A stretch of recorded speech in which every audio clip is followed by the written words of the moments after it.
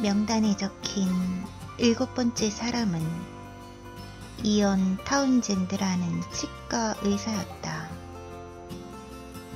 그는 시내 외곽에 위치한 집에서 진료를 겸하고 있었다. 그와의 만남은 왠지 불안했다. 한 번도 편안한 마음으로 치과를 찾은 적이 없었기 때문이었다.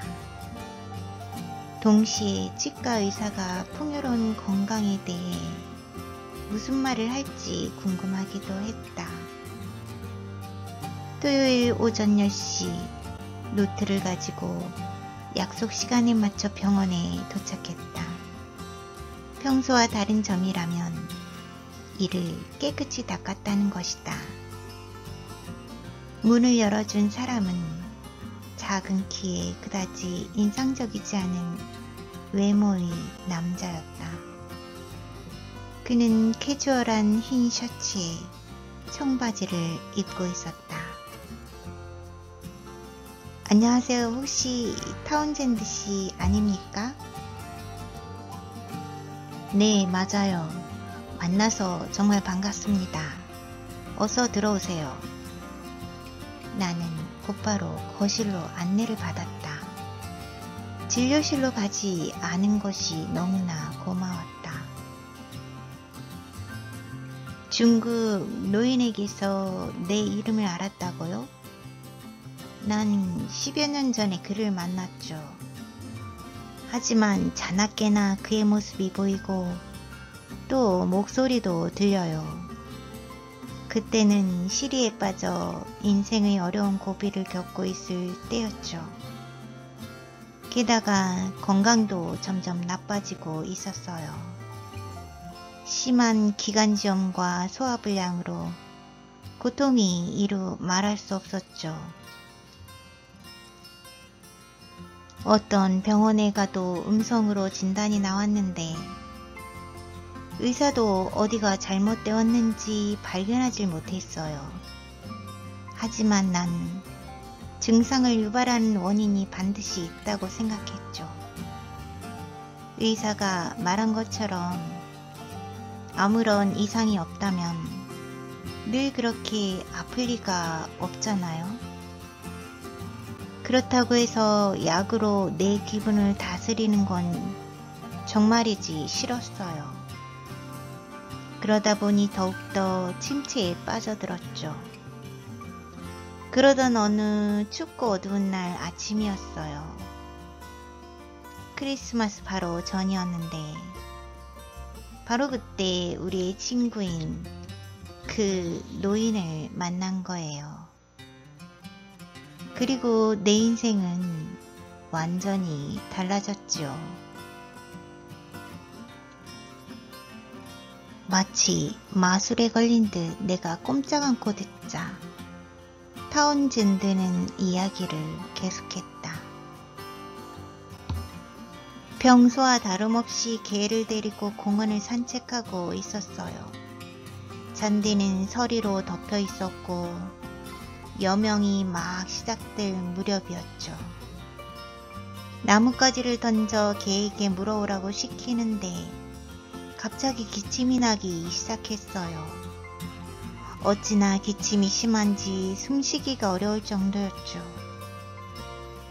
그때 누군가 내 어깨에 손을 얹으면서 부드러운 동양식 억양으로 앉으라고 했어요.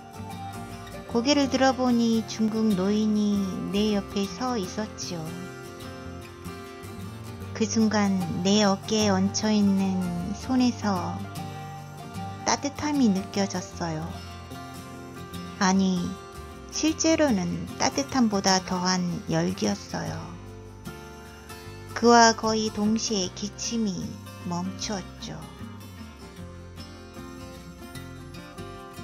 우리는 공원 의자에 나란히 앉아 한동안 대화를 나누었어요. 그때 처음으로 풍요로운 건강의 비밀에 관한 이야기를 들었어요. 말할 필요도 없이 나는 건강을 개선하는 중대한 변화를 겪었죠. 하지만 그 중에서도 내게 특히 효과가 있었던 것은 사실 난 한 번도 생각해 본 적이 없었던 것인데 바로 자세의 힘이었답니다. 그게 무슨 뜻이죠? 자세라는 말이 나오자 나도 모르게 척추를 바로 세우면서 그렇게 물었다. 타운젠드가 미소를 지으며 말했다. 치과 의사라는 직업상 나는 늘 허리를 구부린 채 환자를 보죠. 세월이 흐르다 보니 어깨는 앞으로 구부러지고 허리도 구부정해졌죠. 요즘에는 이런 자세를 가진 사람이 많아요. 특히 오래 앉아 있어야 하는 사무직 종사자들은 더욱 나쁜 자세를 갖기 쉽죠. 또 유년 시절의 나쁜 습관 때문에 나쁜 자세가 몸에 밴 사람도 있어요. 아이들이 하루 평균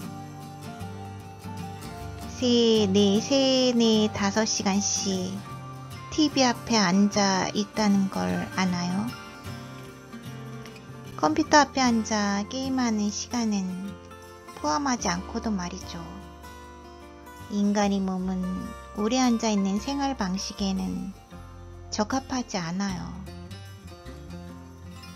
서 있는 자세, 앉아 있는 자세, 걷는 자세 등 모든 행동의 자세를 취하는 방식은 우리 건강과 밀접한 관계가 있죠. 자세가 그렇게 중요한가요? 나는 당혹스러운 얼굴로 되물었다. 아주 간단해요. 몸의 조직과 기관이 적절하면서도 건강하게 움직이려면 두 가지 조건이 필요해요. 혈액순환이 잘 되는 것과 신경전도가 잘 되는 것이죠. 혈액은 영양분과 산소를 운반하고 조직을 청소하며 신경전도는 전기 스파크처럼 에너지를 위해 필요하죠. 어느 하나만 모자라도 조직은 퇴화해 버리고 말아요.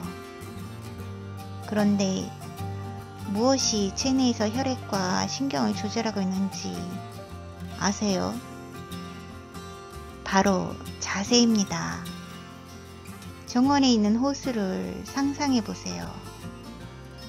물을 주는 호수를 꽉 막으면 어떤 일이 일어나죠? 물이 막혀버리죠. 그래요. 똑같은 일이 우리 몸의 혈관과 신경섬유에도 일어나요.